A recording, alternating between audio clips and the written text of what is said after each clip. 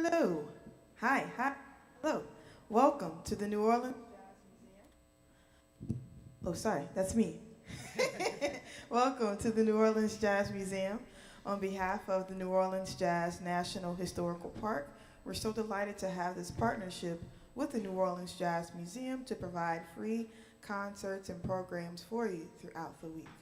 Every Tuesday, we have the Arrowhead Jazz Band. This band is comprised of National Park Service rangers and local guest musicians. The mission of the New Orleans Jazz National Historical Park is to instill a public appreciation for the history, culture, and music, and as well be a global leader in promoting, protecting, and preserving this rich American art form. We're so excited because we are celebrating African American Music Appreciation Month. And throughout the month, we have so many programs to highlight the contributions that African Americans have made on in American music. And this month we are taking a deep dive into the gospel traditions. And we couldn't do it without the wonderful musicians from the city. So without further ado, please silence your cell phones at this time, and we're going to introduce the band. On drums, we have Hunter Miles Davis.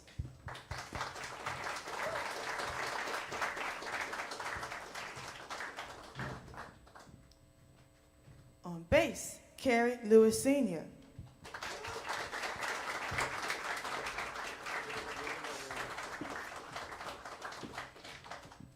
On banjo, Carl LeBlanc.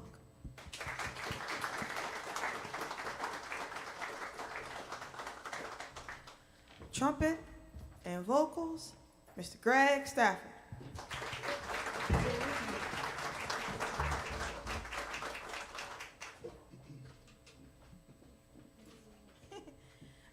And I will be singing and playing piano for you today. My name is Jade Perdue.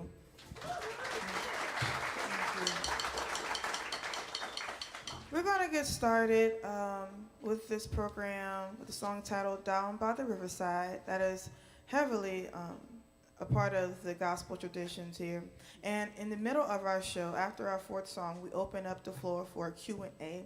So that's the time for you to ask any questions that you already have come up with or you think about throughout the set. And I tell you, this month is so special. We have New Orleans Gold in the house, and we're so honored to play with the greats of our time. So have your questions ready, and we're going to get started with Down by the Riverside.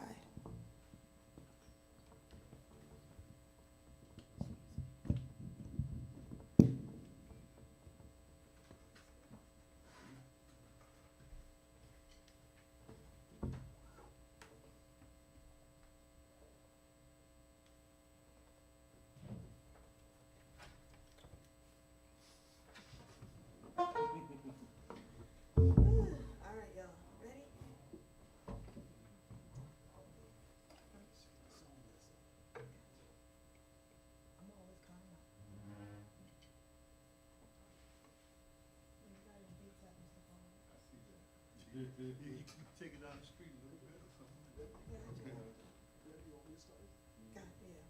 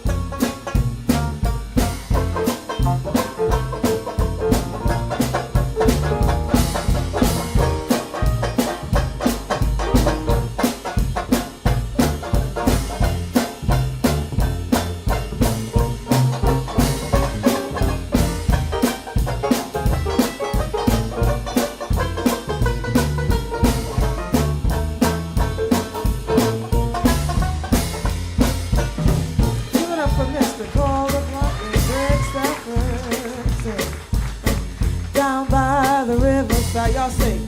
Down by the riverside. I'm gonna lay down my burdens down by the riverside and study war no more. Let me give y'all one more chance. Yeah, I'm gonna lay down my burdens down by the riverside. down by the riverside. oh down by The riverside. I'm gonna lay down my burdens down by the riverside. Study war no more. Well, I ain't gonna study war no more. Study war no more. Study war no more. No more. I ain't gonna study war no more. Study war no more. Study war no more.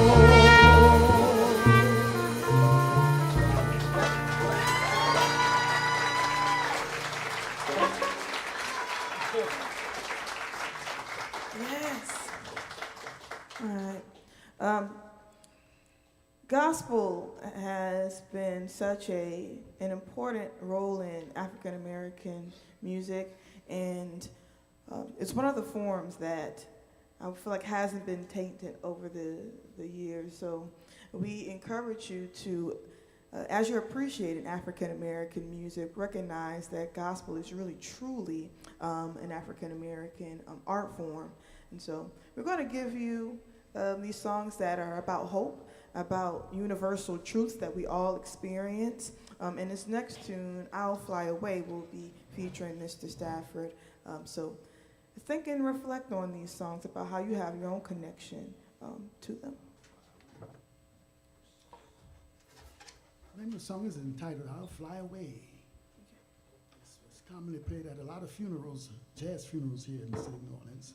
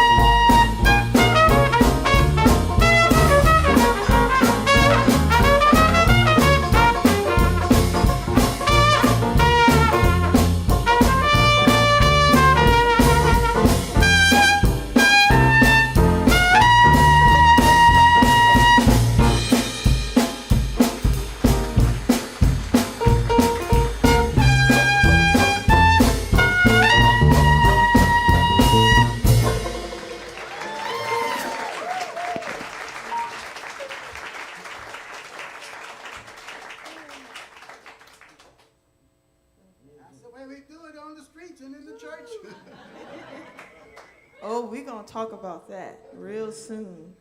This next tune is also, actually, it's played during the jazz funerals as well, and it's titled Just a Closer Walk with Thee. And you might already be coming up with your own, well, this connection between I'll Fly Away. You might be thinking, okay, these songs are talking about a certain subject, and we'll get to that. So have your questions ready.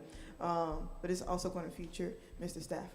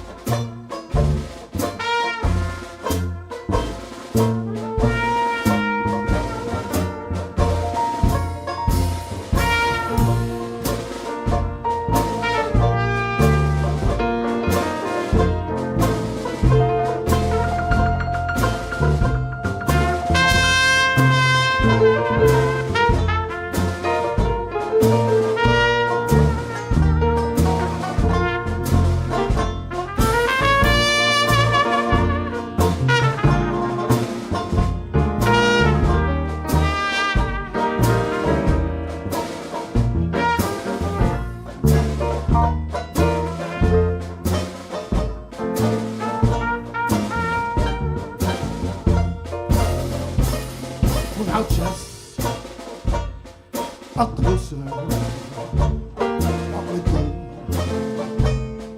Oh yes. Oh now grant it, Jesus, if you please. Oh yeah. Hey, leave walking close to thee. Oh yeah. Oh now let it be. Let it be, let it be. Oh, now, are we not as strong? Oh, dear Lord, please teach us right from wrong. Oh, yeah. Oh, be satisfied as long, yeah. How can I walk and talk with thee? Oh, now this evil life is over. Oh, now time for me, Lord, will be no more. Oh, yes. Now lead me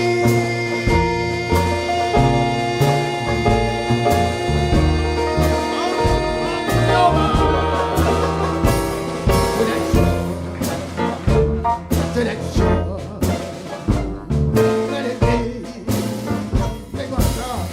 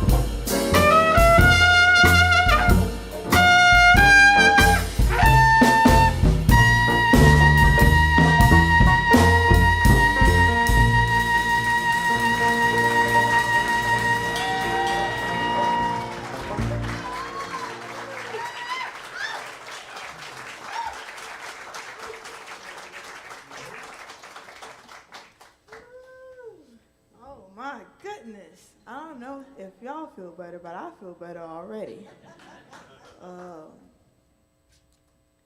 So we're going to move on with this, another hymn, and it's titled, His Eye is on the Sparrow.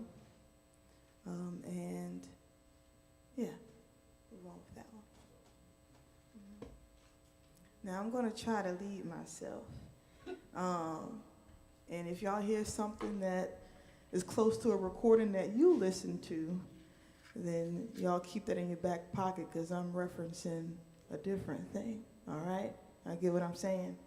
Or I'll just call it improvisation. All right. All right.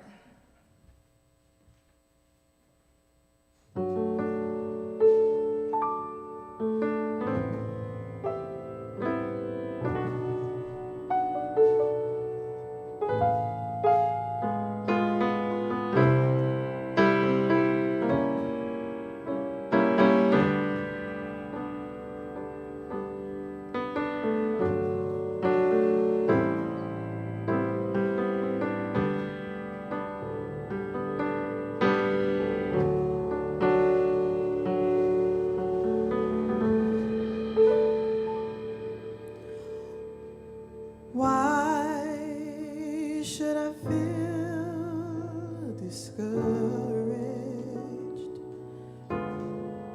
And why should the shadows come? And why should my heart feel lonely and long for heaven and home? When Jesus is my portion, a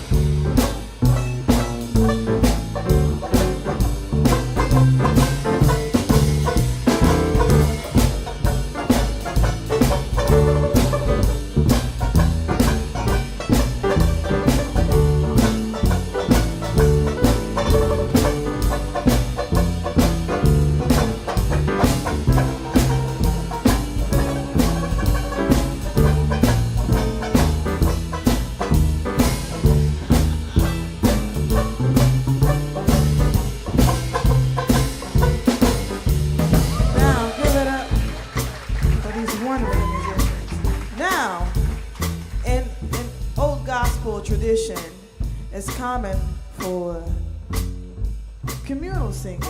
So you did not come to just observe, but you come to also participate. So I want y'all to sing along with us on this next part if you feel moved to. And it goes like this. We're just going to stay out on one. Say this. I know that he watches. I know that he watches. Somebody say that. I know that he watches. Come on, say. I know that he. Keep that going, keep that going. I know that he watches. Come on now. I know that he watches. Here's some harmony. I know that he watches. Yeah, yeah, yeah. I know that he watches. Sing it, you know. I know that he watches over me. I know that he watches. And my family. I know that he watches. Come and clap those hands. I know that he watches. Ooh, yeah. I know that he watches. Said I know I know that he watches. all the time, I know that he watches. every day of my life. I know that he watches. I said that I know. I know that he watches. I know that he watches. Come on, I know that he watches. I know that he watches. A few more times, I know that he watches. two more times, I know that he watches. one last time. I know that he watches. Yeah, yeah, yeah. I know that he watches.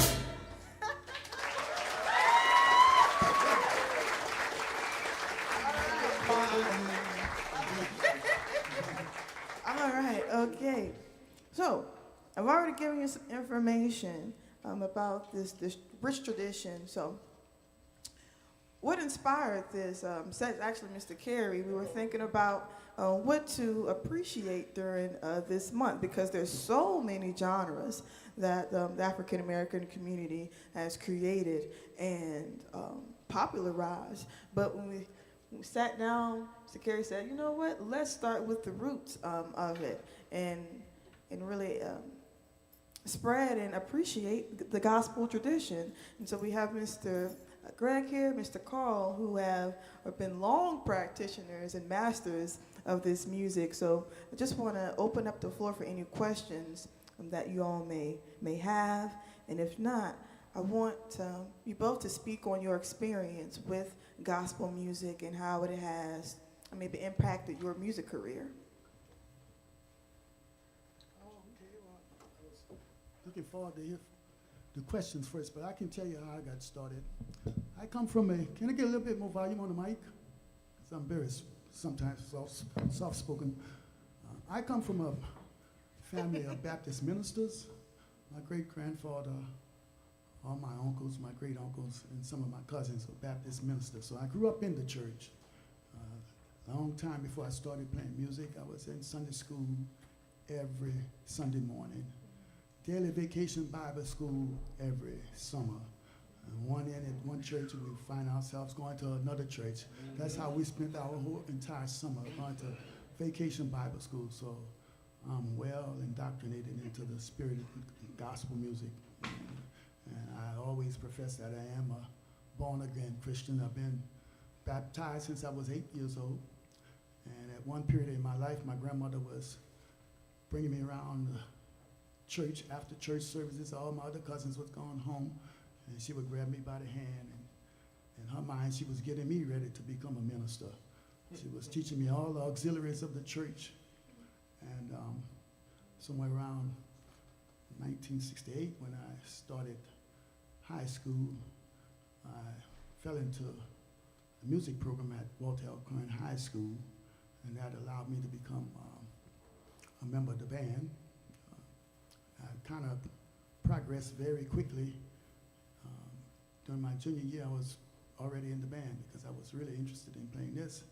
So that created the situation whereby I was unable to attend all the services at the church because I was busy playing for football games, halftime with the school band, Mardi Gras parades.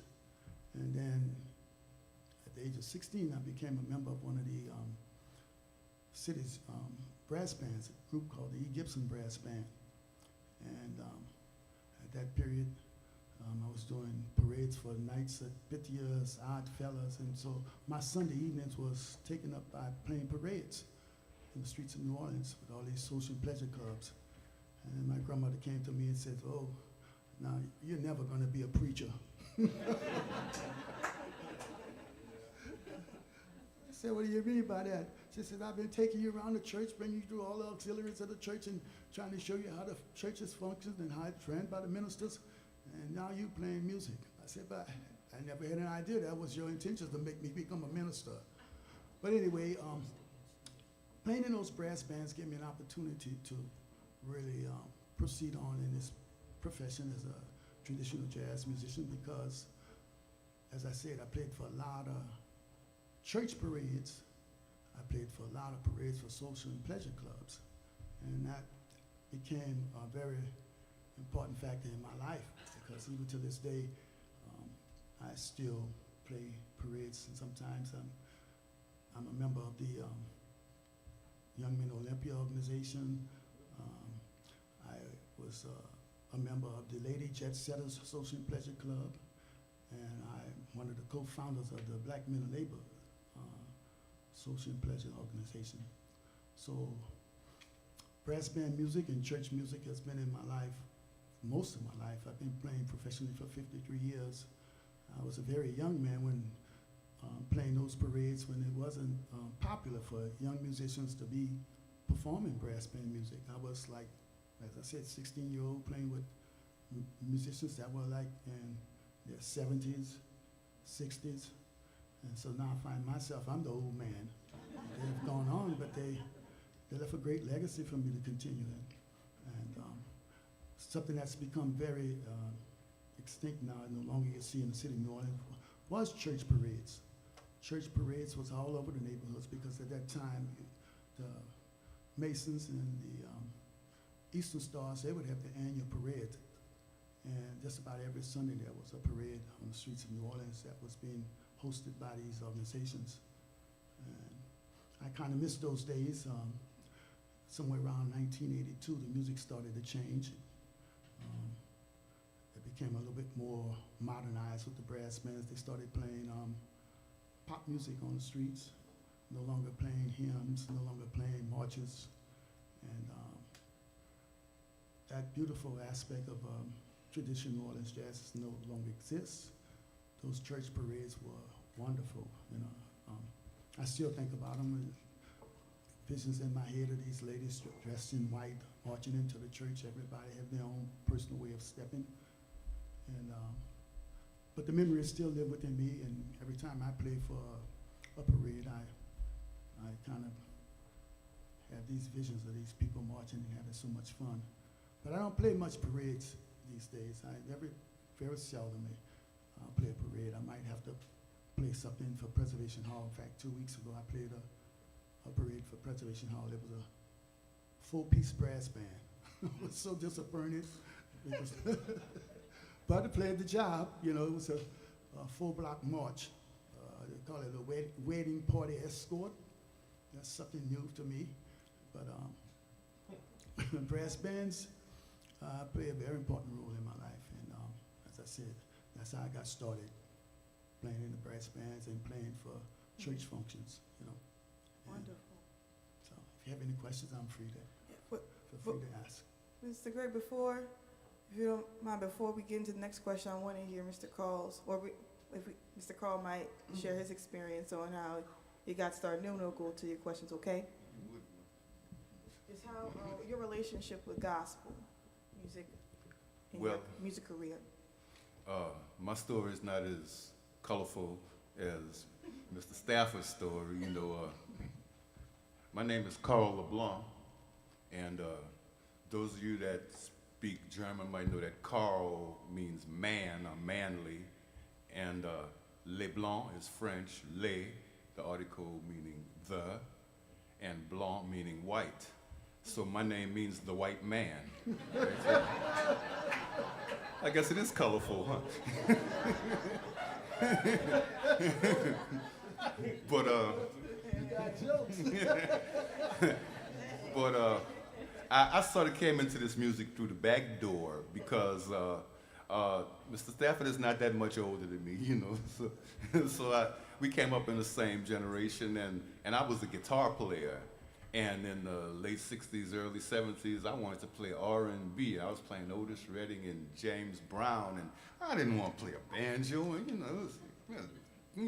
want to be affiliated with that, you know. But then when I went to Columbia University in New York, got introduced to jazz, and I'm listening to, the CTI All-Stars and everybody, so I started trying to learn all of this modern jazz. And it wasn't until I came back home and started listening to Mr. Stafford, who always told me my whole life, get yourself a banjo, son, learn the songs, I don't want to do that, right? But I found out when I started listening to this New Orleans music, how did I ever expect to play Charlie Parker or John Coltrane if I couldn't play, Louis Armstrong and all of this music, because they're actually showing us the foundation. And so many of these songs came from the First Baptist Hymnal. The way I live in the 7th Ward, he talked about the parades. Right by my house on London Avenue, there was a parade every weekend coming past my house, and these brass bands would play, and these gentlemen would be clean with their suits on and their hats, and they had lyres on their instruments, and they were reading marches, Sousa marches and everything, but still swinging and playing it. And so I got bit by the bug, and I got a banjo, and I started learning this music, and it brought me into the church because I was brought up Catholic. New Orleans is a Catholic city, so when I was a child, they were singing in church in Latin, Nami no speaking this spirito. I didn't, so I couldn't speak that. So I missed out on all of this going from church to church like he did, but I did get a chance to learn it by attempting to play this New Orleans music. It opened the door for me to get indoctrinated into what we are talking about today.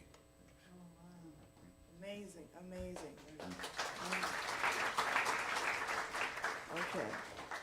Now I just want to know more, but I can't take up all the questions. So now, if you have anything, feel free to ask. He didn't tell you. Should I tell them, Carl? Oh, yeah, spit in the microphone, too. Say, man, look. Tell it all. They got some things you shouldn't tell my children, I guess you could tell them. I used to always try to encourage him to pick up the banjo, as he said.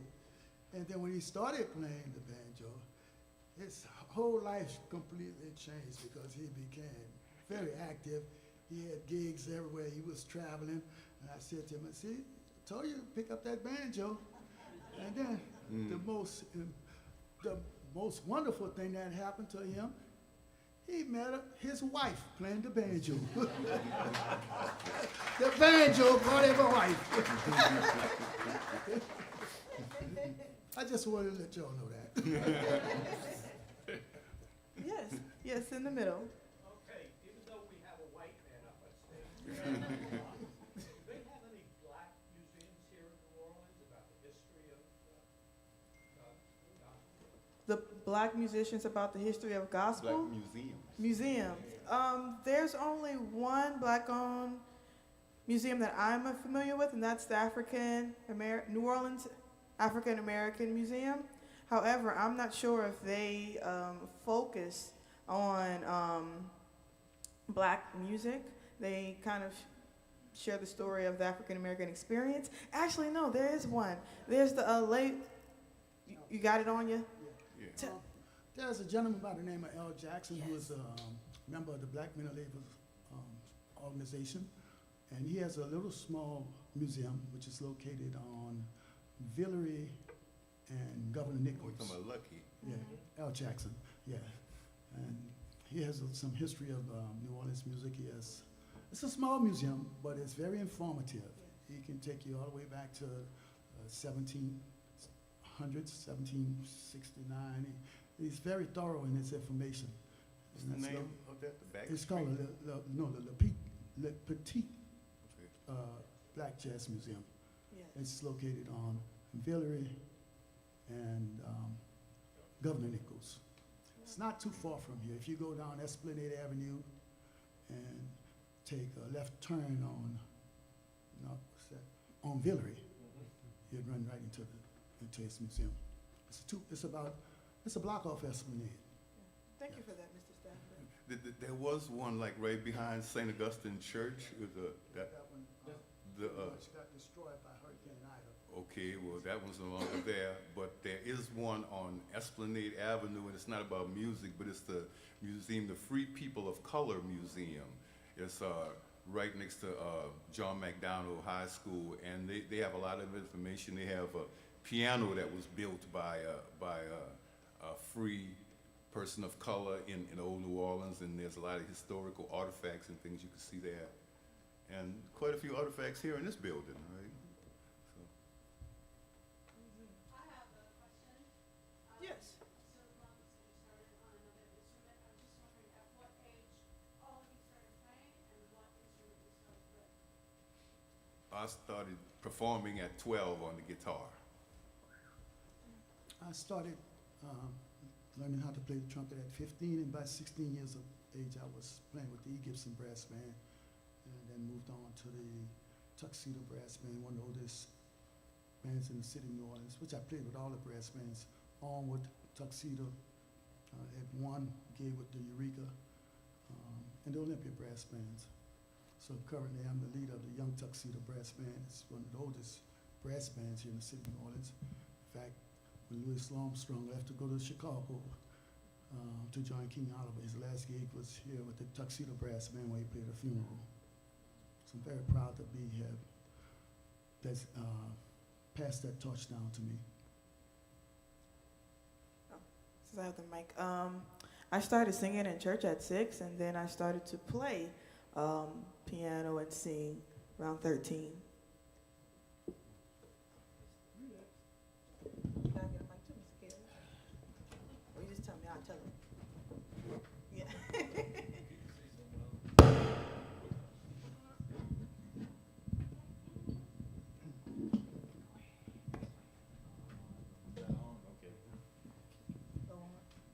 Oh, well. I got a big mouth. Started playing guitar, actually, at the Catholic Church at 6. And then the Baptist Church at 9. And that's when I switched over to bass.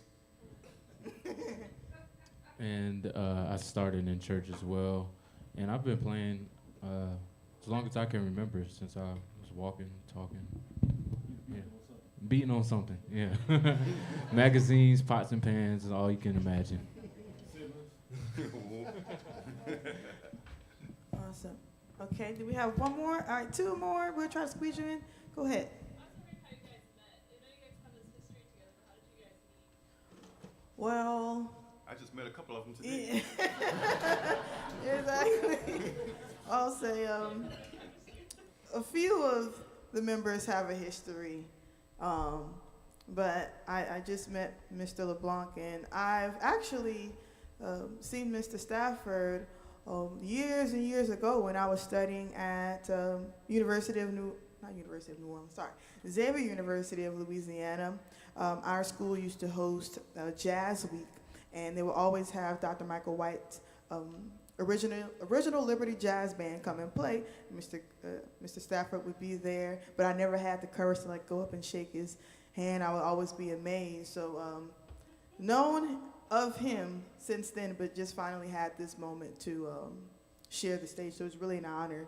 And similar story with Mr. LeBlanc. Saw him maybe about a year ago. There was a program that was honoring him for retirement.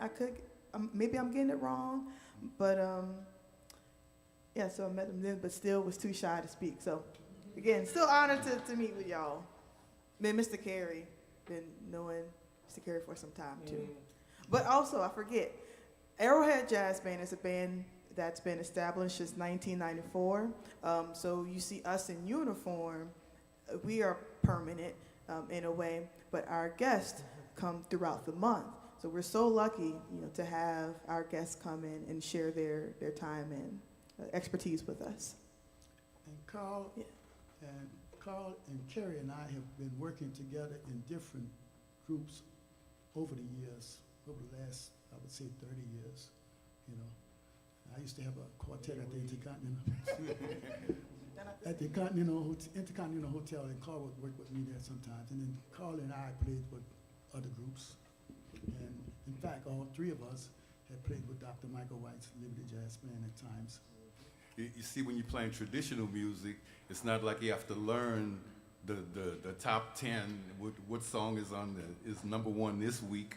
We've been playing these same songs for hundreds of years, so that enables us to come together, and a lot of times when with my band, I said I'd like to introduce the band. I'm actually introducing the band. I'm introducing the bass player to the drummer. I'm introducing because we all play this music, but so we can just fall in. And I saw a couple of people had questions. This lady and this lady. So, yes. I actually have a question about how the parade started. I've heard stories in Cal. I've heard 3 different stories in Cal, but I want to know why parades, how that all started, Parades? and why that. It goes way back to the late 1800s when there was a big migration of black people moved to the city of New Orleans. It was after slavery. It was a Reconstruction era. And a lot of people came from the plantations and they came into the city of New Orleans. There was always parades, social activities going on in New Orleans. And there was a professor by the name of Professor Humphrey, who was the father of the legendary clarinetist Willie Humphrey. He used to go out to the plantations and teach music to some of the people who were working on the plantations. And then when they came into the city, I know you heard the story of Buddy Bolden and how he created jazz, because as Kerry mentioned, they were reading music, and there were these marches. And I think what happened, you had the social and pleasure organizations came about because there were no insurance companies for black people. Benevolence. The Benevolent Association, yeah. And some of them were social clubs, social and pleasure clubs. But one of the oldest is the Young Men Olympia, which I happen to be a member of. It was organized in 1879, and it still exists today. So these members would pay dues, and the dues would go toward situation whereby if they became infirmed, and then some of them they were paying for the burial services if they met their demise, and they would have these jazz funerals for the members, and that still exists today to this day. The funerals have changed a little. You have the Zulu Social and Pleasure Club, but the oldest organization is the Young Men Olympia, and they still pay dues towards their members' burial and towards whether or not they get sick. So this was more like an insurance thing for them, but every last one of those members, when they met their demise, they always wanted to have a jazz funeral. And even with the Masons and Eastern Stars. And we always had a lot of funerals going on in the city of New Orleans because everybody wanted to have a beautiful jazz funeral. And it was so nice to see them dressed in their uniforms. Things have changed so much today. They're playing pop music, as I said, on the streets. They don't play the dirges in the manner in which they should be played.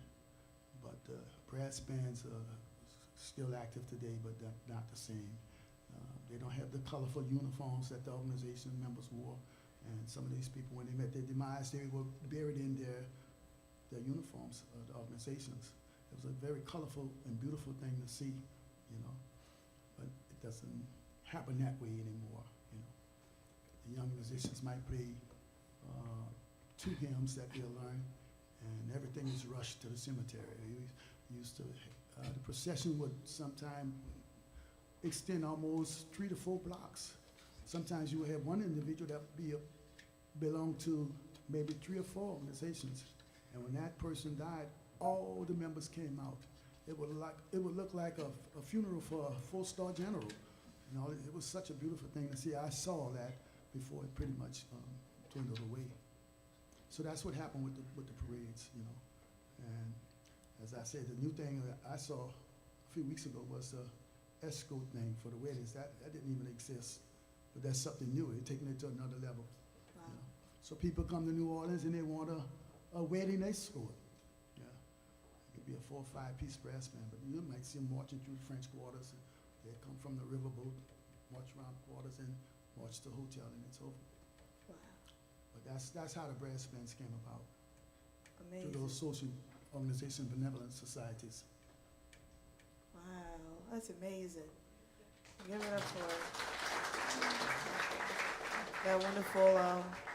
Unfortunately, we do not have time, but after the show, please feel free to come up and ask us. I want to give you a few more details or information that might be useful for you throughout the week. The National Park Service Visitor Center is located at 419 Decatur. We have programs Tuesday through Saturday, so today was here, but Wednesday, Friday, and Saturday we're over at 419 Decatur. You can check us out on website and social media. Our website is nps.gov/jazz, and on social media like Facebook and Instagram, that's NOLA Jazz NHP. And we are so excited for you to come in and join our programs. There is a 5 o'clock balcony show, or inside. It's a 5 o'clock show provided by the New Orleans Jazz Museum that will be here. It's open to you. And we're going to send you off with one more song. But before we do, please let me reintroduce the band again or shout them out. We had Hunter Miles Davis on drums.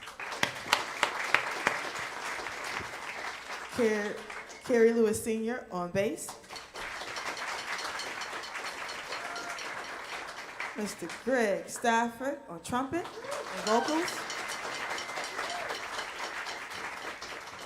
The Mr. Carl LeBlanc on banjo. I had a wonderful time with you today. My name is Jay Perdue. Thank you for coming through. And we're going to send you off with a song that I know y'all will be able to sing along with, and that's When the Saints Go Marching In. You got it. You want them? Who? All right.